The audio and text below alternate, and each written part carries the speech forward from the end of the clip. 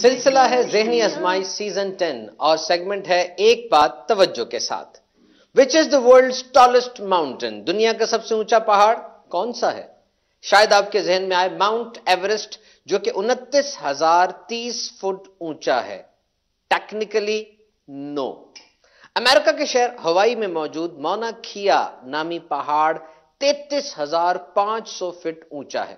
فرق یہ ہے کہ یہ آدھے سے زیادہ سمندر کے اندر ہے. پہاڑ اللہ کی مخلوق ہیں. قرآن مجید میں بھی پہاڑ کا تذکرہ آیا ہے. یہ مختلف رنگوں کے ہوتے ہیں، سبز، سیاہ اور بعض سنو کیپڈ یعنی سفید رنگ کی برف کی جیسے ٹوپی پہنی ہوئی ہے. بلند و بالا، مضبوط اور ہیبت ناک لگتے ہیں. یہ پہاڑ بنتے کیسے ہیں؟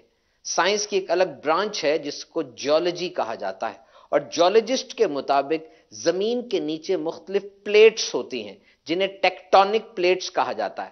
جب یہ آپس میں ٹکراتی ہیں تو اپلفٹ ہوتی ہے، یعنی یہ اوپر اٹھ جاتی ہیں اور یوں پہاڑ بنتے ہیں. یہ عمل 1-2 سال میں نہیں بلکہ 10 لاکھ 20 لاکھ سال میں جا کر مکمل ہوتا ہے، اور یہ عظیم الشان پہاڑی سلسلے کھڑے ہوتے ہیں.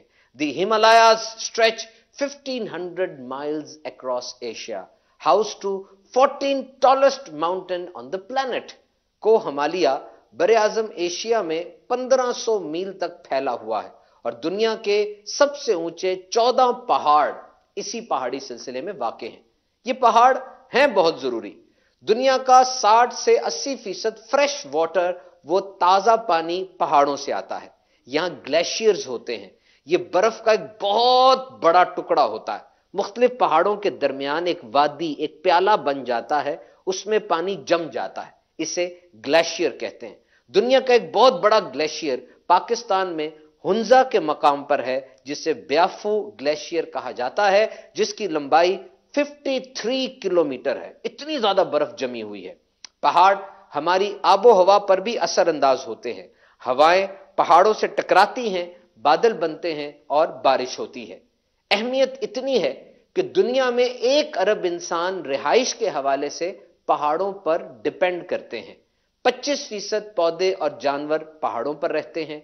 20 اہم ترین فصلوں یعنی پھلوں، سبزیوں وغیرہ میں سے 6 پہاڑوں سے حاصل ہوتی ہیں، اور دنیا کے جنگلات کا 28% پہاڑوں پر واقع ہے.